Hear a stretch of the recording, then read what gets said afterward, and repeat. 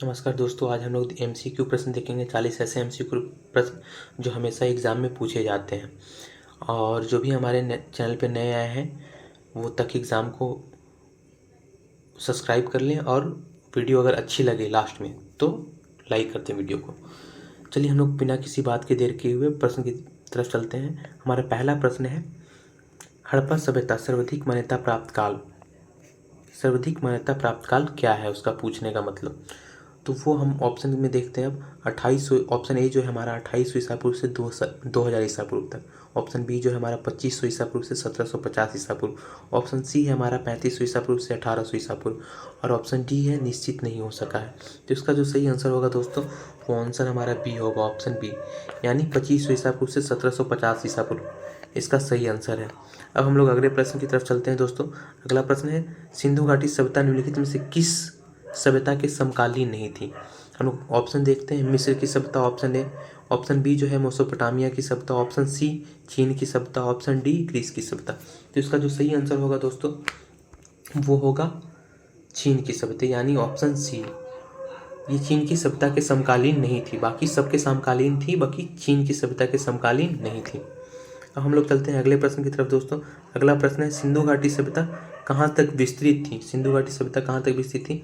Option A जो हमारा है पंजाब, दिल्ली और जम्मू कश्मीर। ऑप्शन बी जो है राजस्थान, बिहार, बंगाल और उड़ीसा। ऑप्शन सी जो हमारा है पंजाब, राजस्थान, गुजरात, उड़ीसा और बंगाल। ऑप्शन डी पंजाब, राजस्थान, गुजरात, उत्तर प्रदेश, हरियाणा, सिंध और बलूचिस्तान। तो इसका जो सही आंसर होगा दोस्तों, वो ऑप्शन होगा हमारा डी। ऑप्शन हमारा डी सही होगा दोस्तों। पंजाब, राजस्थान, गुजरात, उत्तर प्रदेश, हरियाणा और Balochistan. Option D, option D हमारा सही होगा दोस्तों। अब चलते हैं हम लोग अगले प्रश्न की तरफ। अगला प्रश्न जो हमारा है, सिंधु घाटी सभ्यता में घोड़े के अवशेष कहाँ से मिले हैं। घोड़े के अवशेष कहाँ से मिले हैं दोस्तों। ऑप्शन जो है हमारा सुरकोटता है, वानावली है, लोथल है, कालीबंगन है। तो जो सिंधु घाटी सभ्यता के हमारे घोड़े के अवशेष मिले हैं वो हमारे मिले हैं सुरकोटता से, यानी ऑप्शन ए हमारा सही होगा। अगले प्रश्न की तरफ चलते हैं दोस्तों। अगला, अगर अभी तक आपने मेरे चैनल को सब्सक्राइब नहीं किया तो जाकर जल्दी से चैनल को सब्सक्राइब कर लीजिए और वीडियो को लाइक कर लीजिए। प्रश्न 5, सिंधु घाटी सिंधु घाटी स्थल कालीबंगन किस प्रदेश में है। प्रदेश मतलब राज्य। यहाँ पे क्या पूछ रहा है, राज्य पूछ रहा है। प्रदेश और राज्य दोनों एक ही है दोस्तों, ध्यान रखिएगा। तो यहाँ पे हमारा देखते हैं ऑप्शन की क्या सही होता है। ऑप्शन ए जो हमारा राजस्थान में, ऑप्शन बी है गुजरात में, ऑप्शन सी है मध्य प्रदेश में, ऑप्शन डी है उत्तर प्रदेश में। तो सिंधु घाटी स्थल कालीबंगन जो है वो राजस्थान में है, यानी ऑप्शन ए हमारा सही होगा दोस्तों, यहाँ पे राजस्थान में। अगले प्रश्न की तरफ चलते हैं। अगला जो प्रश्न है, निम्नलिखित में से किस पदार्थ का उपयोग हड़प्पा काल की मुद्राओं के निर्माण में मुख्य रूप से किया गया था। किसका किया गया था दोस्तों, देखते हैं हम लोग ऑप्शन। ऑप्शन ए है सेलखड़ी, ऑप्शन बी है कांसा, ऑप्शन सी है तांबा, ऑप्शन डी है लोहा। तो हम लोग, जैसा कि हम लोग जानते हैं, यहाँ पे सिंधु घाटी सभ्यता में सेलखड़ी का उपयोग हुआ था दोस्तों। किसका हुआ था, सेलखड़ी, यानी ऑप्शन ए सही होगा। अगले प्रश्न की तरफ चलते हैं दोस्तों। अगला प्रश्न है, हड़प्पा सभ्यता किस युग की सभ्यता थी। हड़प्पा सभ्यता किस युग की सभ्यता थी। तो हड़प्पा सभ्यता जो थी वो किस युग की थी, यहाँ पे पूछ रहा है। तो हम लोग देखते हैं ऑप्शन। ऑप्शन ए है कांस्य युग, ऑप्शन बी है नवपाषाण युग, ऑप्शन सी है पूर्वपाषाण युग, ऑप्शन डी है लोह युग। तो यहाँ पे जो होगा वो हमारा ऑप्शन ए सही होगा, यानी कांस्य युग। हड़प्पा सभ्यता कांस्य युग की सभ्यता थी। अगले प्रश्न की तरफ चलते हैं दोस्तों। अगला प्रश्न है, सिंधु घाटी सभ्यता के लोगों का मुख्य व्यवसाय क्या था। यहाँ पे मुख्य व्यवसाय पूछ रहा है, मतलब वो क्या करते थे। ज़्यादातर व्यापार करते थे, पशुपालन करते थे, शिकार करते थे या कृषि करते थे। तो इसका सही आंसर जो है हमारा दोस्तों वो है डी, यानी कृषि। सिंधु घाटी सभ्यता का मुख्य व्यवसाय था वो कृषि था। अगले प्रश्न की तरफ चलते हैं दोस्तों। अगला प्रश्न जो हमारा है, हड़प्पा सभ्यता के निवासी थे। हड़प्पा सभ्यता के निवासी कैसे थे, ग्रामीण थे, शहरी थे, यारवाड़ थे, यानी खानाबदोश थे और जनजातीय थे। तो जो हमारी हड़प्पा सभ्यता थी वो शहरी सभ्यता थी। शहरी सभ्यता भी हड़प्पा सभ्यता को कहा जाता है। तो इसका जो सही आंसर होगा ऑप्शन बी, यानी शहरी। हड़प्पा सभ्यता के निवासी थे, कैसे थे, शहरी थे। ठीक है, अगले प्रश्न की तरफ चलते हैं। सिंधु सभ्यता के घर किससे बनाए जाते थे। सिंधु घाटी सभ्यता के घर, सिंधु सभ्यता के घर किससे बनाए जाते थे। ईंट से बनाए जाते थे, बांस से बनाए जाते थे, पत्थर से बनाए जाते थे कि लकड़ी से बनाए जाते थे। इसका सही आंसर है हमारा ऑप्शन ए, यानी ईंट से बनाए जाते थे। अगले प्रश्न की तरफ चलते हैं। अगला प्रश्न है, हड़प्पावासी किस वस्तु के उत्पादन में सर्वप्रथम थे? किस वस्तु के उत्पादन में सर्वप्रथम थे? तो यहाँ पे जो हमारा ऑप्शन है वो है ऑप्शन ए मुद्राएं, ऑप्शन बी है कांस्य और औजार, ऑप्शन सी है कपास, ऑप्शन डी है जौ। तो जो हमारा सब सर्वप्रथम वस्तु में सर्वप्रथम थे वो थे कपास में थे। कपास में हम लोग पहले नंबर पे थे, यानी सबसे ज़्यादा उत्पादन हमारे यहाँ कपास का होता था हड़प्पा काल में। अगले प्रश्न की तरफ चलते हैं। अगला प्रश्न जो है, निम्नलिखित विद्वानों में से हड़प्पा सभ्यता का सर्वप्रथम खोजकर्ता कौन है? यहाँ पे खोजकर्ता के पूछ रहा है, खोजकर्ता के बारे में पूछ रहा है। तो हम लोग ऑप्शन देखते हैं। ऑप्शन ए है sir John Marshall, option B है R.D. बनर्जी। R.D. बनर्जी का फुल नाम हुआ राखल दास बनर्जी, याद रखिएगा दोस्तों, कभी कभी ये भी पूछ देता है। ऑप्शन ए है ए कनगिंघम और ऑप्शन डी है दयाराम साहनी। तो हड़प्पा सभ्यता का खोज किसने किया था? दयाराम साहनी ने। कब किया था? 1921 में। तो यहाँ पे जो सही ऑप्शन होगा ऑप्शन डी, यानी दयाराम साहनी होगा। कब किया था दोस्तों, ये भी याद रखिएगा, हो सकता है कि आगे प्रश्न में मिल जाए। तो ये दयाराम साहनी, और कब किया था? 1921 में। अगले प्रश्न की तरफ चलते हैं। प्रश्न संख्या 13, सिंधु घाटी का पतन नगर यानी बंदरगाह के बारे में पूछ रहा है। बंदरगाह कौन था? कालीबंगन था, लोथल था, रोपड़ था या मोहनजोदड़ो था? तो इसका जो सही आंसर होगा दोस्तों वो होगा लोथल, यानी ऑप्शन बी लोथल होगा। यहाँ पे लोयल हो गया है लेकिन लोथल है दोस्तों। तो ऑप्शन बी हमारा होगा सही, लोथल। सिंधु घाटी सभ्यता का बंदरगाह था लोथल। अगले प्रश्न की तरफ चलते हैं। प्रश्न संख्या 14, पैमाने की खोज यह सिद्ध कर दिया कि सिंधु घाटी के लोग माप और तोल से परिचित थे। यह खोज कहाँ पे हुई थी? यह खोज पूछ रहा है दोस्तों कि यह खोज कहाँ पे हुई थी। तो हम लोग ऑप्शन देखते हैं। ऑप्शन ए है कालीबंगन, ऑप्शन बी जो है हड़प्पा, ऑप्शन सी है चुनादड़ो, ऑप्शन डी है लोथल। तो इसका जो सही आंसर होगा दोस्तों वो होगा लोथल, यानी ऑप्शन डी। ऑप्शन डी इसका सही होगा दोस्तों,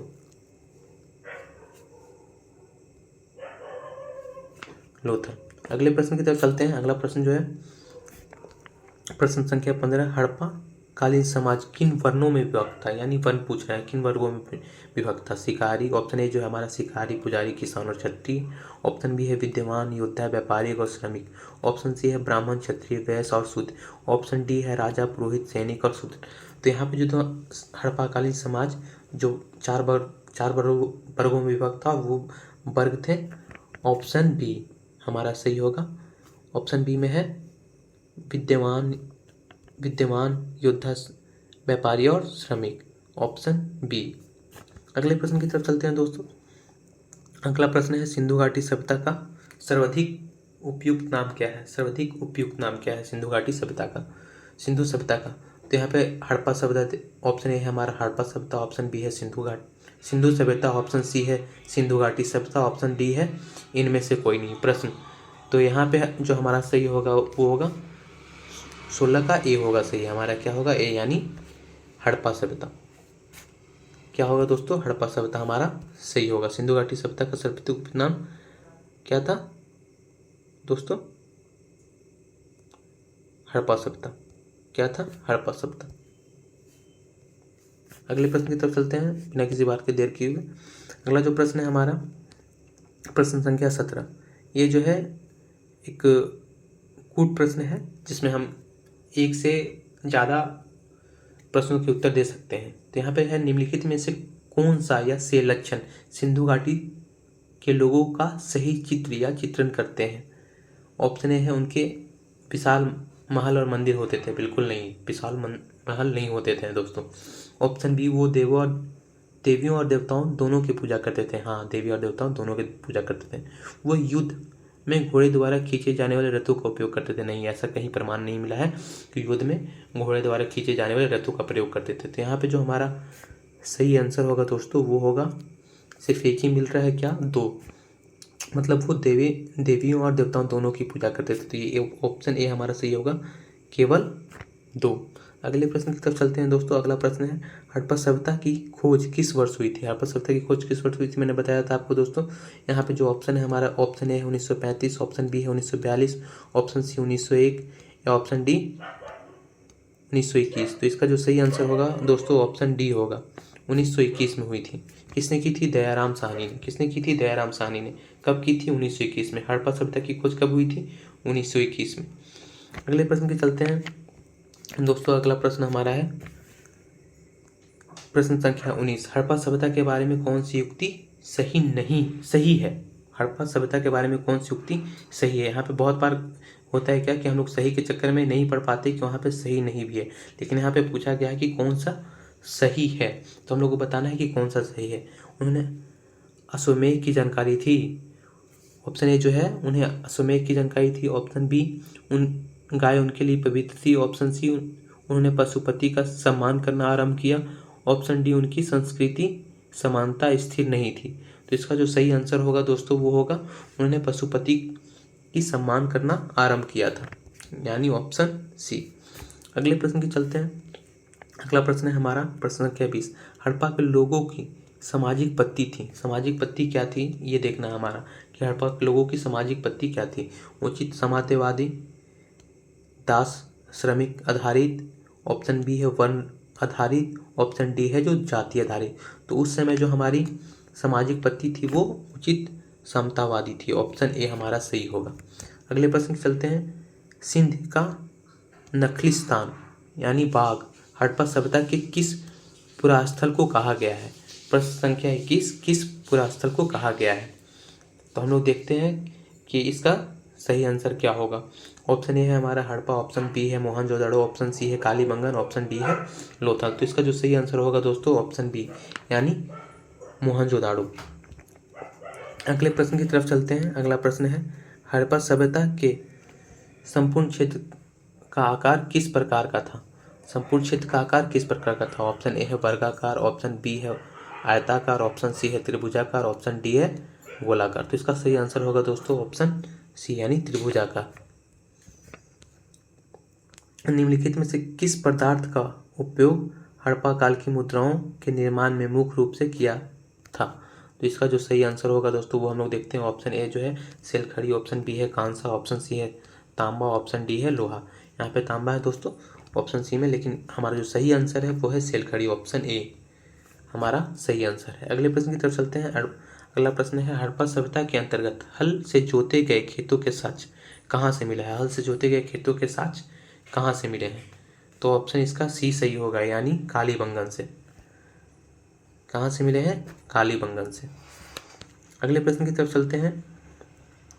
सैंधव सभ्यता की ईंटें का अलंकरण किस स्थान से मिला है। तो हम देखते हैं ऑप्शन की तरफ हम लोग चलते हैं। ऑप्शन क्या है, ऑप्शन ए जो है हमारा कालीबंगन है, ऑप्शन बी है चन्होदड़ो, ऑप्शन सी है मोहनजोदड़ो, ऑप्शन डी है वनावली। तो इसका सही आंसर होगा दोस्तों ऑप्शन ए यानी कालीबंगन। सैंधव सभ्यता की ईंटों का अलंकरण किस स्थान से मिला है तो वो है कालीबंगा। अगला प्रश्न है मोहनजोदड़ो कहाँ स्थित है।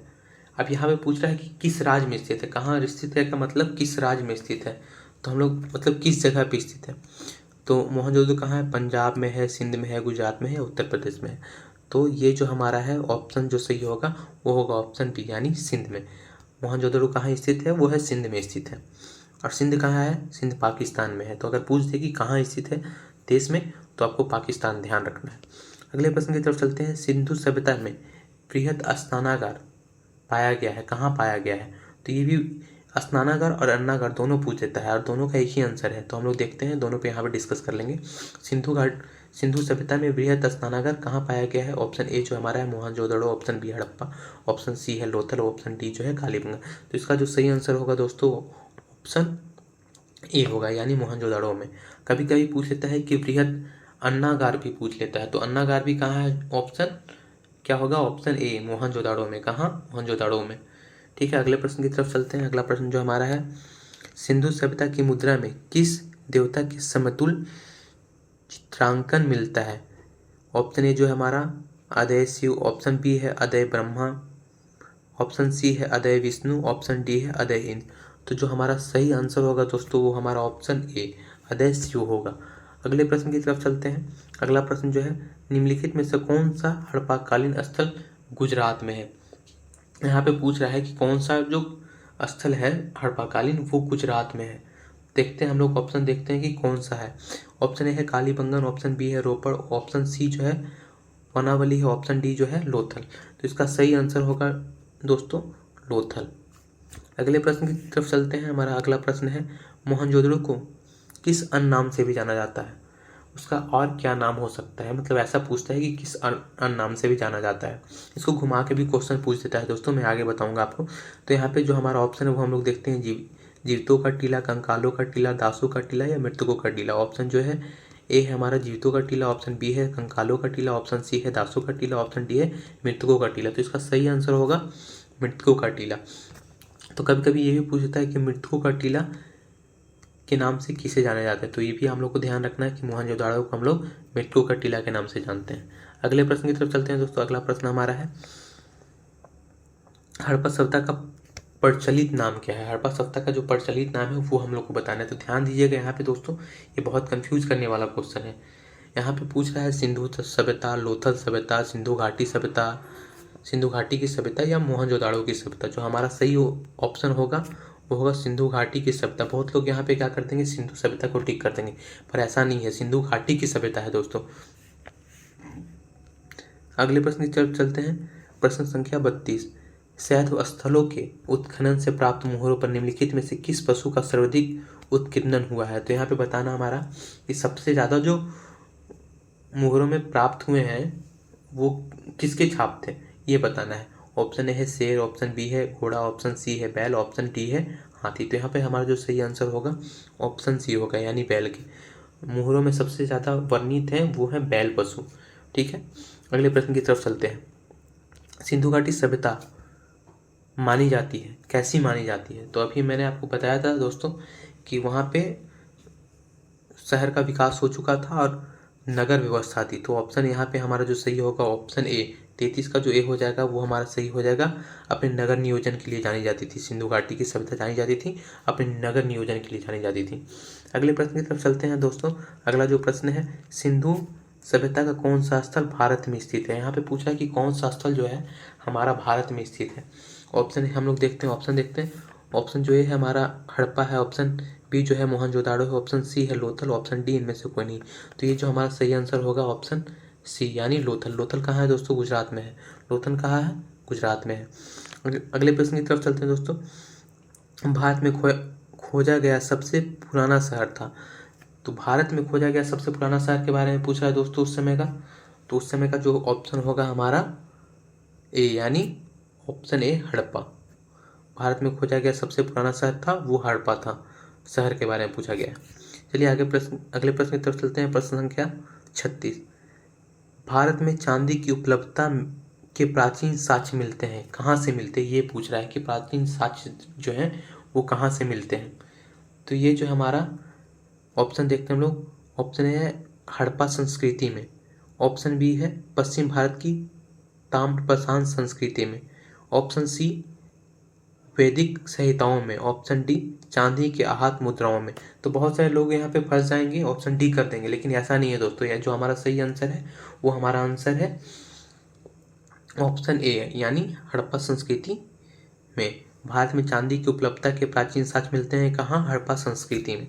अगले प्रश्न की चलते हैं, अगले प्रश्न की ओर चलते हैं दोस्तों। अगर अभी तक आपने मेरे चैनल को सब्सक्राइब नहीं किया तो जल्दी से जाकर मेरे चैनल को सब्सक्राइब कर लीजिए, और वीडियो पसंद आ रहा हो तो वीडियो को लाइक कर दीजिए।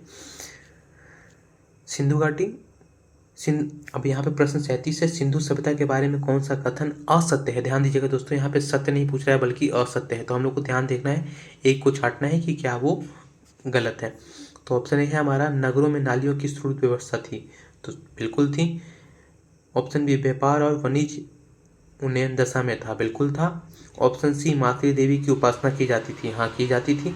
ऑप्शन डी, लोग लोहे से परिचित है। तो नहीं दोस्तों, यहाँ पे सिंधु सभ्यता के लोग लोहे से परिचित नहीं थे। यहाँ पे सही आंसर होगा ऑप्शन डी, यानी लोहे से परिचित नहीं थे। अगले प्रश्न की ओर चलते हैं। अगला प्रश्न है, हड़प्पा सभ्यता की खोज किस वर्ष हुई थी। तो मैंने आपको बताया था दोस्तों कि हड़प्पा सभ्यता की खोज किस वर्ष हुई थी, 1921 में। किसने की थी, दयाराम साहनी ने। किसने की थी, दयाराम साहनी ने। कब, 1921 में।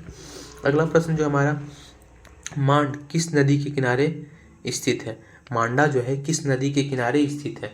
ऑप्शन ए है हमारा चेनाब, ऑप्शन बी है सतलज, ऑप्शन सी है रावी, ऑप्शन डी है सिंधु।